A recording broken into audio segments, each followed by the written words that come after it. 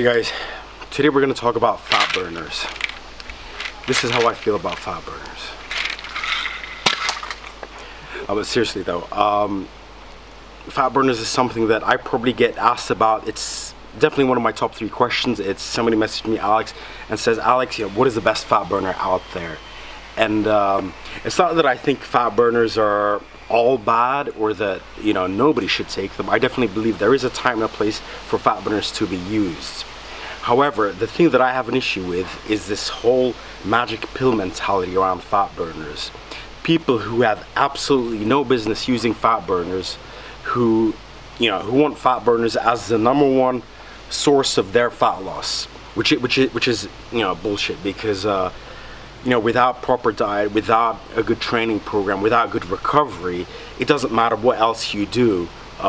You're not going to lose fat, and you're definitely not going to do it in a healthy way. I mean, first of all, you also have to remember there is no magic pill for pretty much anything in life. If you want something, especially something that normally takes months to achieve, in other cases, business and all that takes years to achieve, there's not simply like some pill that you can take that will just do all the work for you. So you have to put in the work. And think about it also, if there really did exist that magic pill that would burn off the fat and you could continue your lifestyle, continue eating the way that you do, continue not training, there'd be no obese people, there'd be no fat people. So first off, it just doesn't exist. But another thing we have to remember is a lot of these fat burners, especially the thermogenic ones, they're just full of stimulants, and many of these stimulants are actually not far off from things like speed and amphetamines. They're actually, if you look at the molecular structure of some of these compounds, they're actually very, very similar.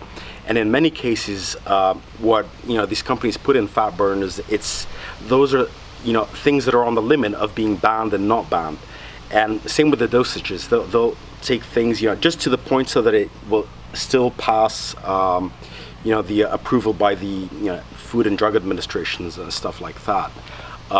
And because they also because like the really illegal stuff is not allowed, of course, otherwise it wouldn't be legal.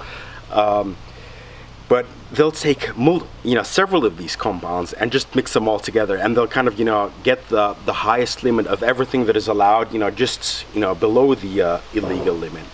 And I mean, not all fat burners are like this, but you have some that are like this, and they're actually very taxing on your system. I mean, many of them, they'll raise your heart rate. They'll, even at rest, they'll raise your blood pressure. So if you're already somebody suffering from high blood pressure, it's not a good thing taking these.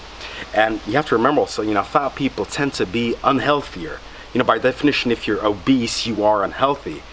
Obese is like kind of a side effect of being unhealthy, right?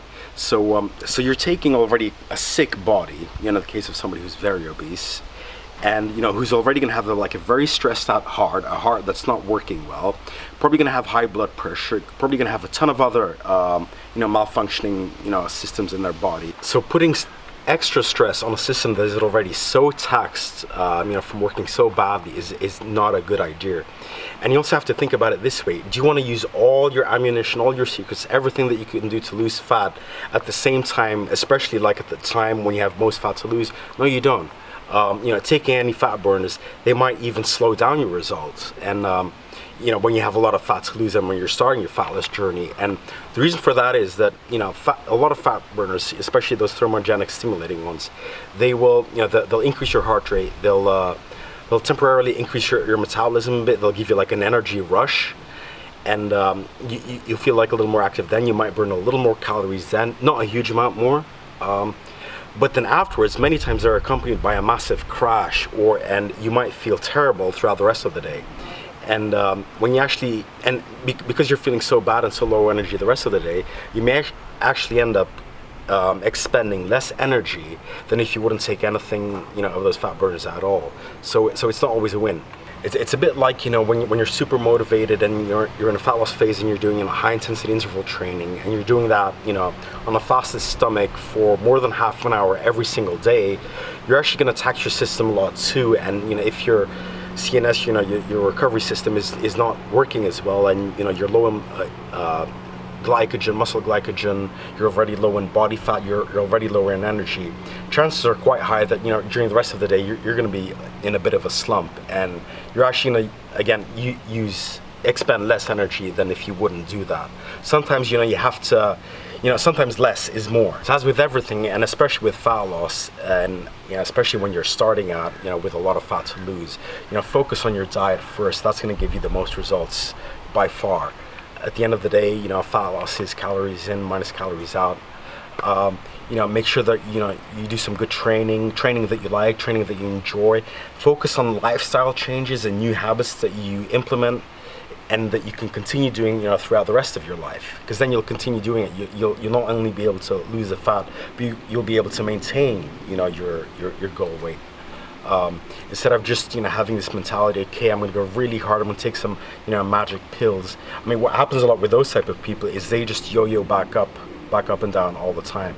As soon as the diet is is finished, as soon as, you know, they've gone through a couple of cycles of fat burners, and they resort to, you know, being, you know, in their normal state again, many times they'll pile back on the fat, you know, even faster than they lost it. Remember also, the very stimulating, energizing fat burners, they can also affect your sleep quite badly. And if you sleep worse, you know, your recovery is much worse. You know, repairing and building up the muscle that you break down during workouts is going to happen more difficult, you know, in a more difficult way. So, you know, you don't want to do that either. Now, having said all that, if you've already lost a lot of fat and, you know, you're already quite lean through, you know, good nutrition and good training and your recovery is fine, unless you want to get super lean, then by all means add in, you know, some of the lighter fat burners first. And I'm talking about things like, I mean, they're not really fat burners, but stuff like, you know, green tea extract, a bit of extra caffeine and stuff that can help. What I'm also personally quite a fan of is, you know, insulin sensitizers, you know, compounds that can improve your insulin sensitivity, meaning that, you know, the nutrients that you get in, they're shuttled more to the right places, meaning that, you know, more will go to muscles and less will get stored as fat if your insulin is working optimally. And things that help with that are things like alpha lipoic acid, chromium, vanadium, cinnamon extracts, so stuff like that. I still put those above most other fat burners. Now, as a final measure, you know, once you've kind of maxed out most of the other things, then if you do want to add in, like, you know, stronger thermogenics and fat burners, then, you know, that is something that you can do too, and they will have a bit of an effect. Yeah, not as big as an effect as, you know, what you see on label claims, you know, that nothing is going to give, like, you know, even 20% extra calorie burn or something. I mean, you're talking about a few percentage points at the most. You're likely talking less than 1% for most compounds. But things that I do like to add at the end, again, when I'm single digit, going to lower single digit only then, are things like yohimbine HCl. It's better than the typical yohimbine extract, you know, more pure. You know, combine that with some caffeine or something. Ephedrine, if it's allowed. People like to take, like, you know, the old ECA stack, which kind of, you know, adds ephedrine, caffeine, aspirin. Not very legal in most places. So, I mean, might not touch that. Forskolin is something that works quite well, and especially the combination of forskolin, yohimbine, and another stimulating compound. And, you know, this could be caffeine or something, as they tend to work quite synergistically. They'll target a type of fat cells that, you know, tend to be more present in the more stubborn type of fat, which is the fat that you lose right at the end. Now, I could talk about, you know, the way more illegal compounds, you know, stuff like clenbuterol, T3, and all that type of stuff, but that is something that, you know, if there's any interest in, maybe I'll make a future video on that.